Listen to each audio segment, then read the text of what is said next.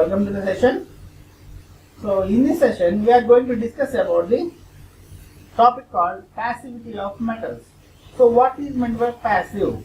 Why are we discussing this in the concept of corrosion? So corrosion means we have discussed that decay or deterioration of a metal or an alloy in presence of an environment, that is called as corrosion. So what happens here, in this process of passivity, there will be some corrosion resistance is occurred either by itself or by formation of a thin, invisible and highly protective film on the surface. So if you take it as a surface of a aluminum wire, a very thin film of aluminum oxide is formed here. This is aluminum oxide, let us think. This is aluminum. So a very thin film of aluminum oxide is formed. This stops the further corrosion of aluminum. This is called as, this film is insoluble and passive. Passive means it does not react with air. It does not react with the environment. So it is called as passive. That character is called as passivity. So a metal is passive in certain environment and its corrosion rate is very, very low. If the metal is passive, corrosion will be very, very low. So if you change the environment, automatically the passivity also changes and it may be active towards the corrosion. So in certain environment it will be passive, in other environment it will be active. Active means the corrosion takes place. So passive means no corrosion. Active means more corrosion takes place. So it depends upon the environment. Very, very important thing. Passivity of the metal is dependent on the environment. So it depends upon the electrode potential of the coated metal and also the pH of the medium. These are the two important factors. One is the electrode potential of the coated metal and the pH. So for example, low carbon steel does not corrode in nitric acid. Low carbon steel, it will, when you dip it in concentrated nitric acid, it doesn't corrode. Why? Because it is having a passive film. But if you take dilute nitric acid, not concentrated, dilute means if you pour some water, in water you take some nitric acid, you will get dilute nitric acid. It does not form this stable passive film and therefore dissolves the steel.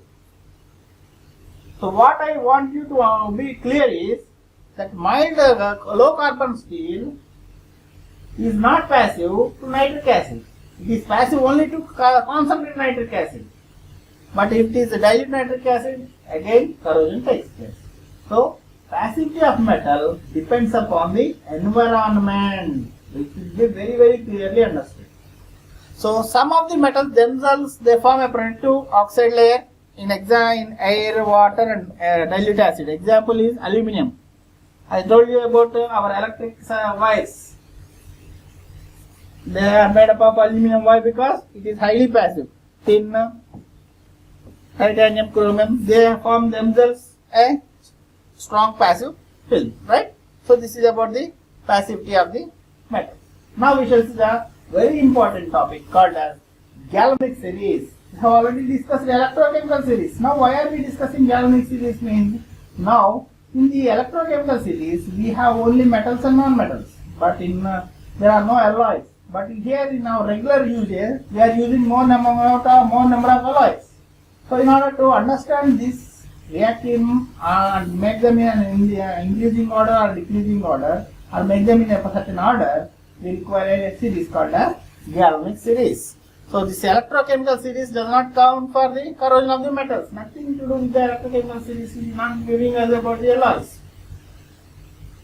Right? So it gives no information regarding the position of the alloys. Where are the alloys? Because in electrochemical series we are discussing metals, non-metals. What about the alloys? So we are using alloys. So we are using, to be more practical, series called as galvanic series has been developed. Right? This galvanic series information about the metals and also alloys also. So galvanic series, why should we understand this galvanic series? So you can select which metals can be joined, and you can select the metals having minimal tendency to interact galvanically. Means which two metals can be joined, which two metals should not be joined. That you will be getting it, and it also will indicate the degree of protection applied to the potential interactions. So if you understand the galvanic series, you can see which metal can be joined. So if you see here, magnesium is a anode. So this is anode. Anode is most active. So magnesium is most active. Least active is gold, because this is acting as cathode. So an order is there. So if you see here, there is stainless steel, bronze, copper, brass, nickel, lead, steel, aluminum, zinc. So metals, along with metals, we have some alloys also. So this is more practical approach. So that is why we have defined a new series called as galvanic series for our practical purposes. So in general, apart from the materials in the galvanic series, the higher risk of the galvanic corrosion, which should be prevented by design. It implies that, so if I am going to mix magnesium along with gold, then what happens? Magnesium undergoes corrosion very fast. If the separation is more, yes, corrosion will be more. If I mix brass and nickel, a brass rod, here a brass rod and a nickel rod, I mix both of them, then the corrosion will be less, because both of them are side by side. But simply, instead of brass, I have taken copper and nickel, corrosion again increases. If I take nickel and bronze, more corrosion. Is it clear? So in the galvanic series, is the difference between the metals. Side by side metals are less corrosion, prone to less corrosion. The difference between the metals is very high. In the galvanic series, they are highly prone to corrosion. The anodic metal is highly prone to corrosion. This point should be remembered. So you should always prevent this by using some design, right? So conversely, the farther one metal is from the other, the greater is the corrosion. So this is about a galvanic series. Now we shall discuss the differences between electrochemical series and galvanic series. So electrochemical series, it gives how we are getting only the electrode potentials. What about galvanic series? How we are getting? By studying the corrosion of metals and alloys. Here, galvanic series, electrochemical series is obtained by measuring the electrode potentials. Galvanic series is obtained by studying the corrosion of metals and alloys in seawater. Next, the position on the metal series is fixed, but the position in the given metal may change in galvanic series. In galvanic series, the position of the metal may change depending upon the environment, and it does not give any information about the alloys. Electrochemical series does not give no information, but here it includes alloys also, and hence corrosion can be studied in detail. So in order to study the corrosion, you should be very thorough with the galvanic series, and this series has non-metals. Electrochemical series include non-metals, but here this series comprises of only metals and alloys only. Non-metals are not included in our galvanic series. Non-metals are not included. So it predicts the relative displacement or tendencies. Which metal is going to displace which metal? That is what is described in our electrochemical series, which we have discussed in our previous laws. Now, but here the galvanic series, it predicts the relative corrosion tendencies.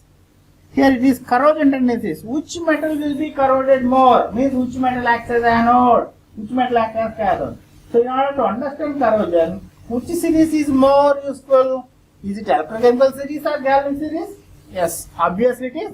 Galvanic series is more useful to understand the corrosion tendencies. So these are the important differences between electrochemical series and the galvanic series.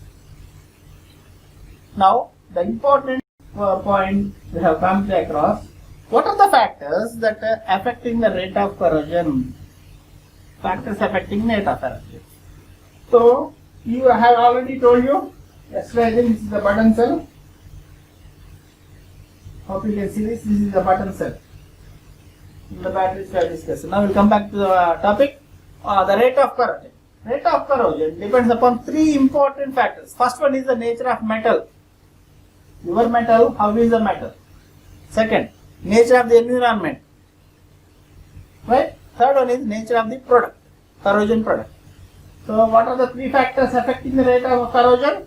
Nature of the metal, nature of the environment, and the nature of the corrosion product. Now first we shall see nature of the metal. In the nature of the metal, we should again see the first point is position of metal in the galvanic series. The metals are on the top position. They undergo corrosion with the high rate than the bottom position metals. Means if it is acting as more anodic, then it is corroded faster. So for example, zinc undergoes faster corrosion than iron and aluminium and silver. So zinc is on the topper position, remaining are right. Next, second important point is purity of the metal. If your metal is pure, if it is pure, then low corrosion. Pure metals have low corrosion. So implies if there is any impurity, corrosion will be very high.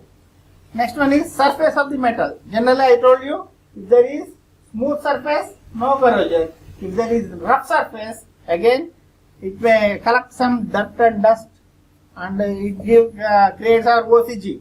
OCG means oxygen concentration gradient will be different and it is readily corroded. But a polished metal surfaces are non-corrosive. Next point is the ratio of anode and cathode area. Which area should be more?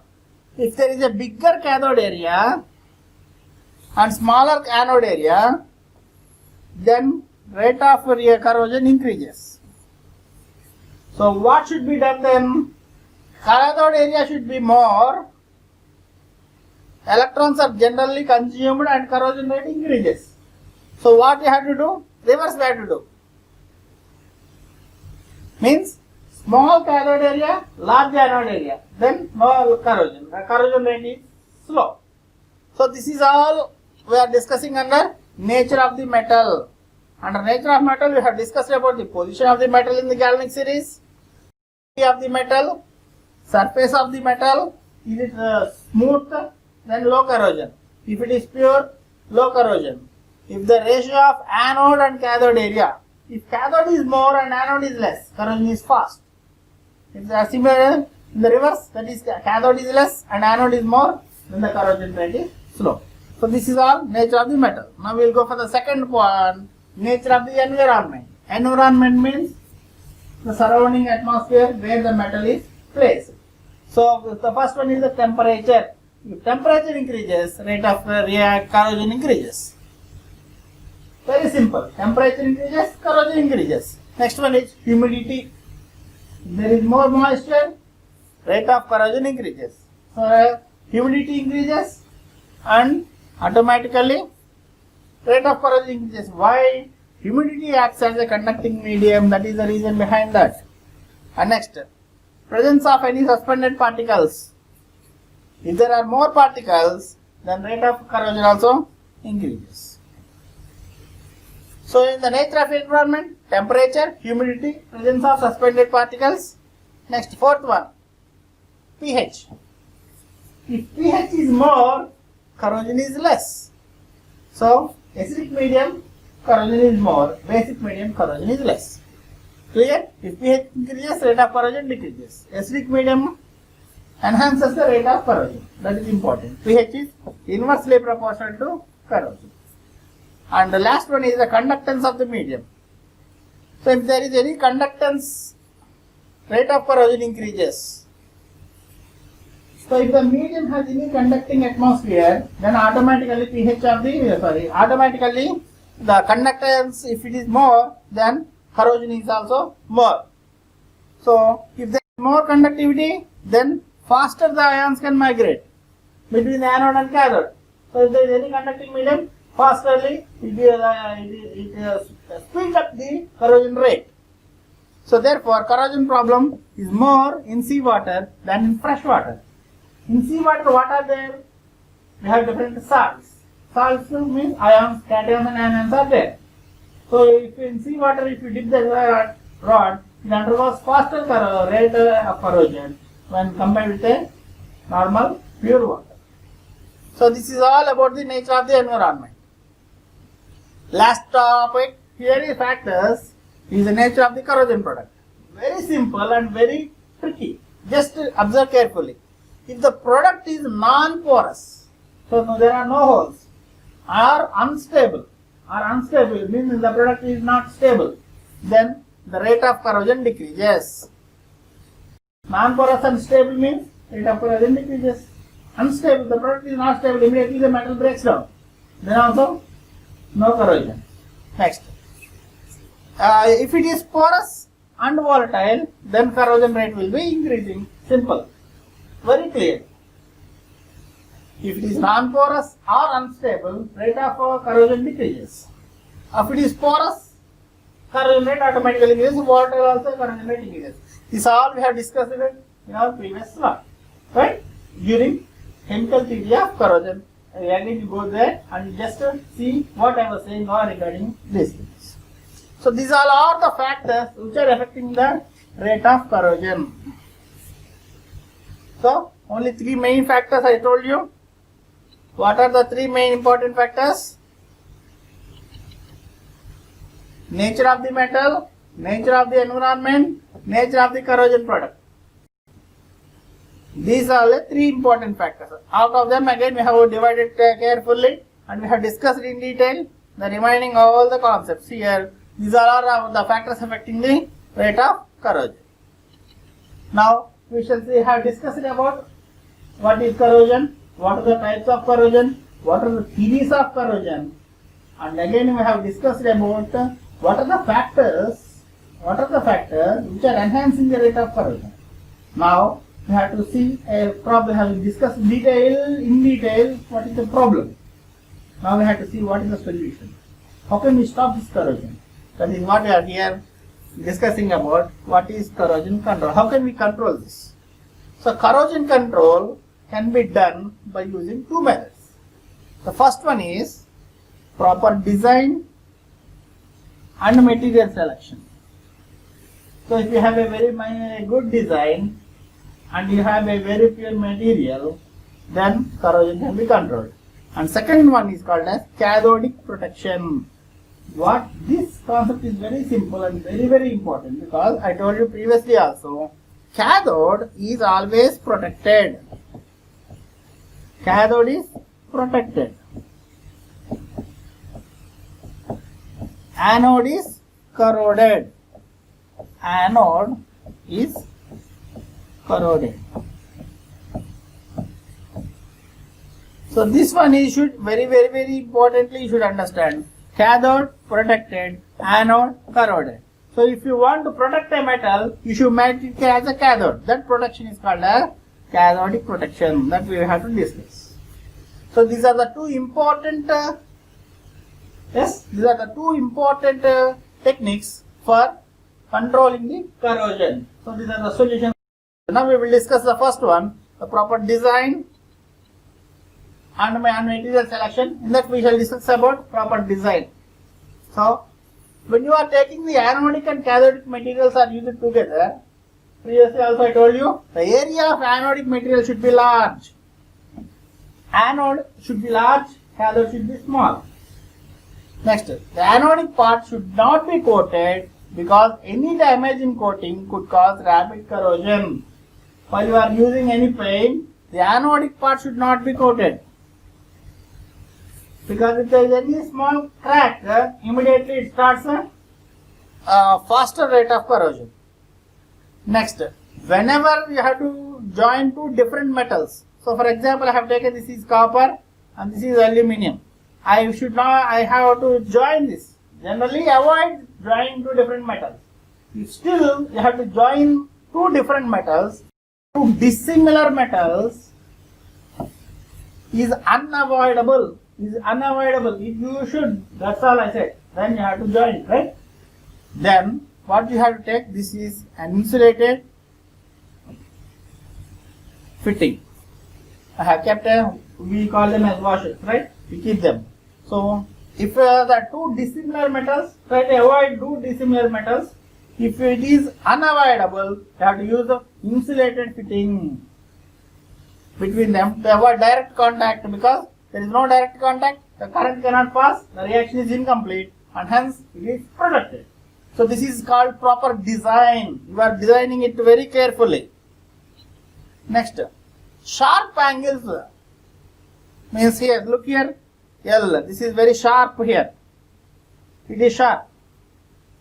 So if it is sharp, what happens? It will cause corrosion. But here it is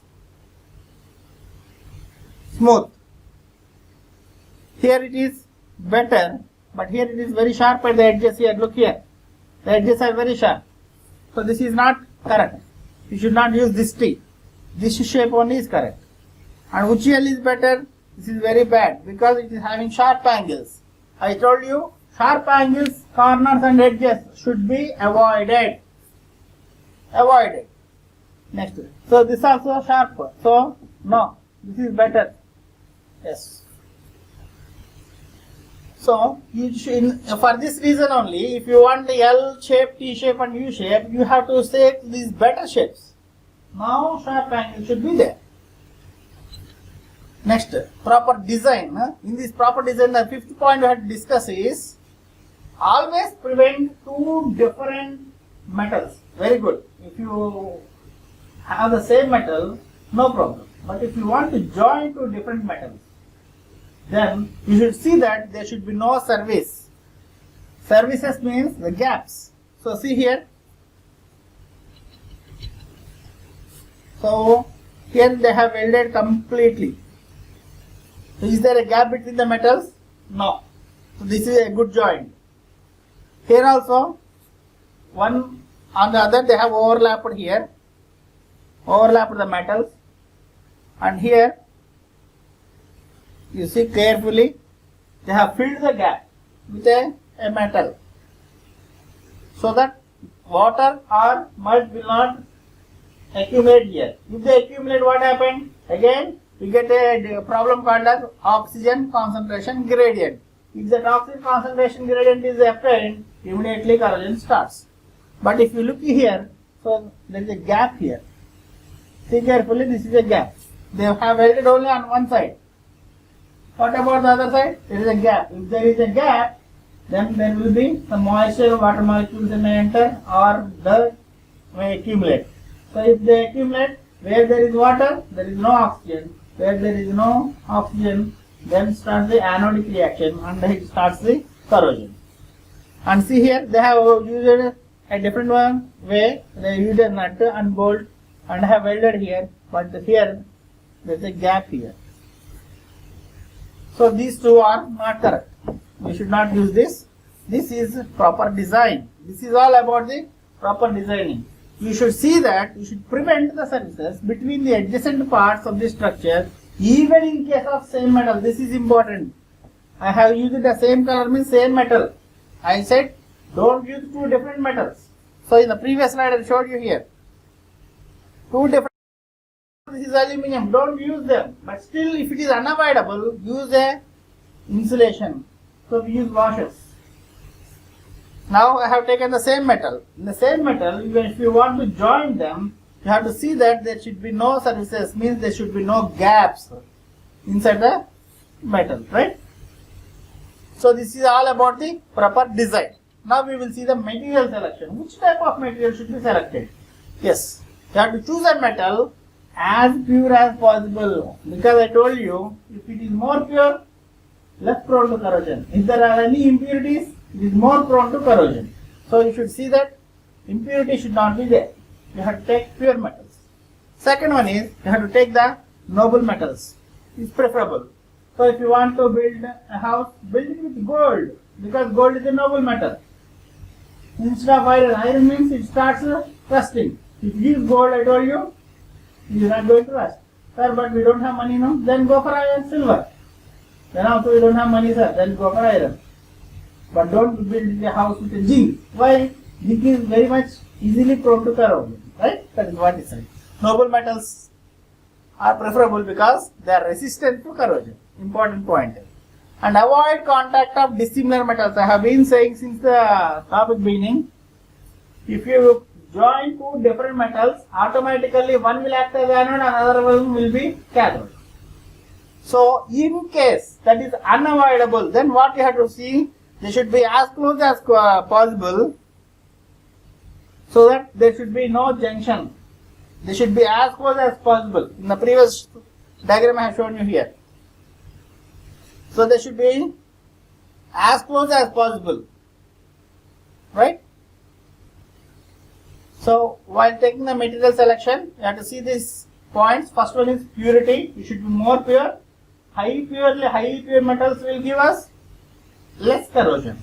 Next, noble metals. Prefer for noble metals. Next, third one is two dissimilar metals. You should avoid the contact. If it is unavoidable, then see that they should be more as close as possible. Not means it implies not one over the other. The thing is, in the galvanic series, take brass and bronze side by side. If you take brass and gold, corrosion starts.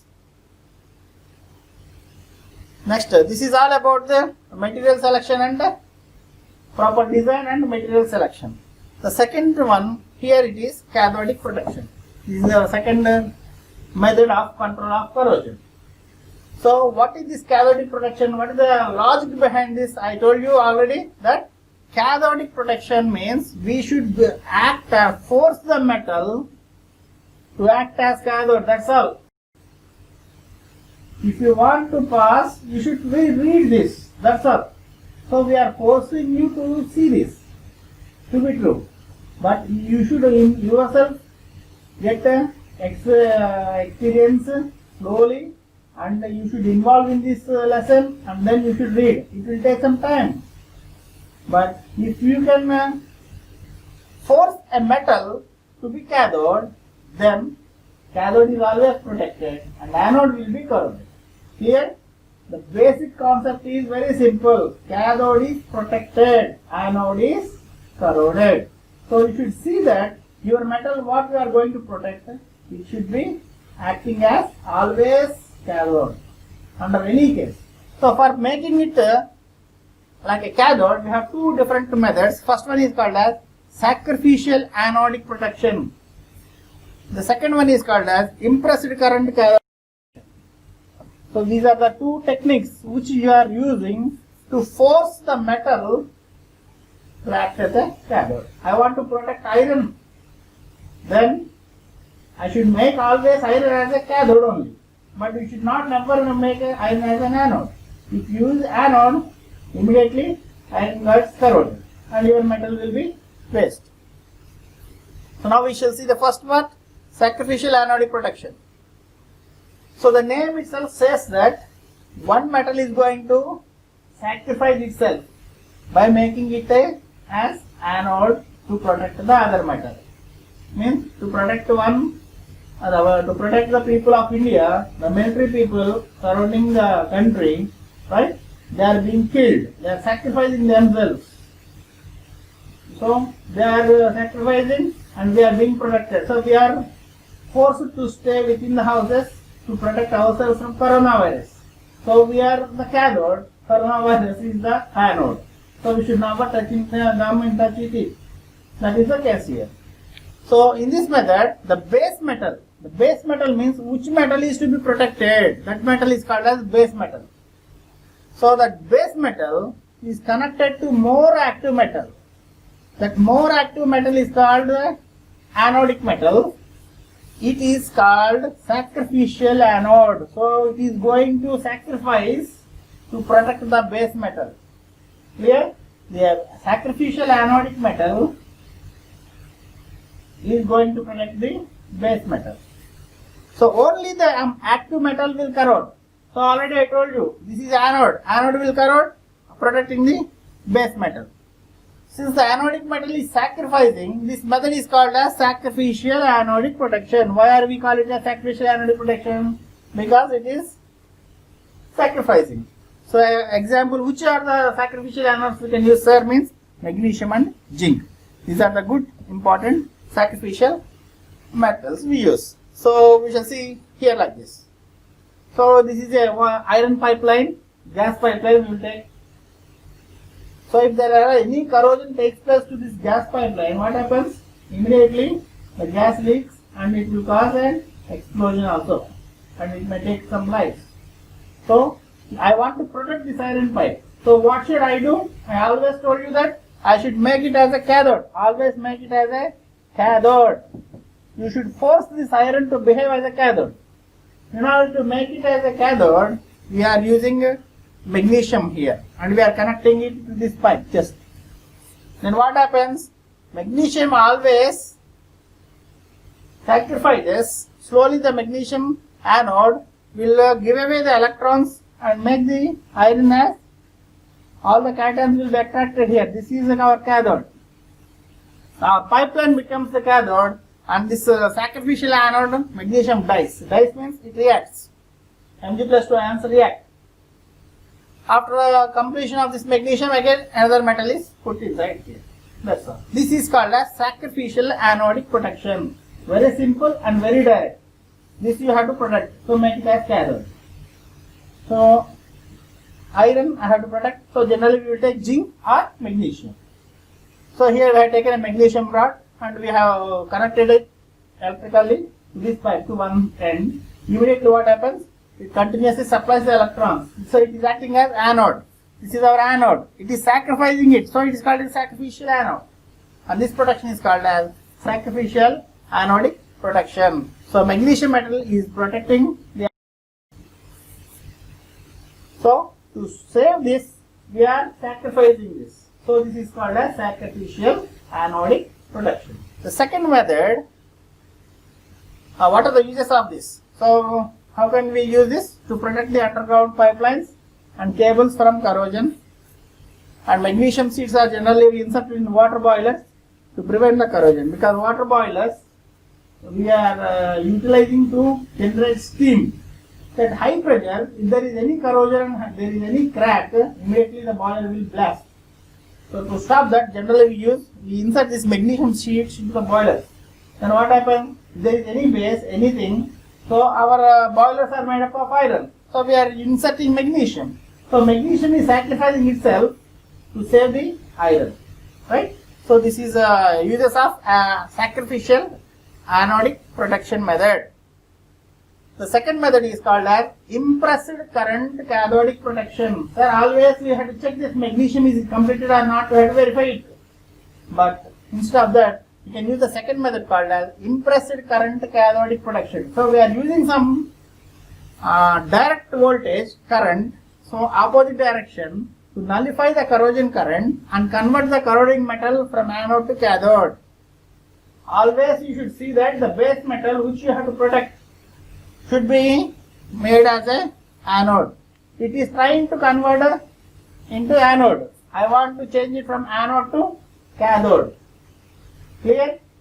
So in this impressed current cathodic protection, we are using an opposite direction current to nullify the corrosion current and convert this metal. So for example, this is our metal structure. This is our metal structure pipeline, or you can say a tower. This is undergoing corrosion. I want to make it as a, we are forcing it. We are forcing it to behave as a cathode. We are forcing it to behave as a cathode by applying a DC current. So externally you are giving some current and making it cathode. That is called as impressed current cathodic protection. So usually the impressed current is derived from a DC source like battery, which is insoluble anode like graphite. So here we take a graphite rod. So this is a graphite. So graphite rod is insoluble. So we will dip a graphite rod here. We will use a DC source, direct current, and the negative terminal we give to our structure, whatever we are going to protect it. So it will always force the structure to act as cathode. So the structure always acts to protect, right? It is forced to act as a cathode. Cathode is always protected. Anode is corroded. So here we generally use anode graphite, carbon rod. That's not so costly. So this kind of protection technique is useful for large structures, for long-term operations. So big building we have to prepare it.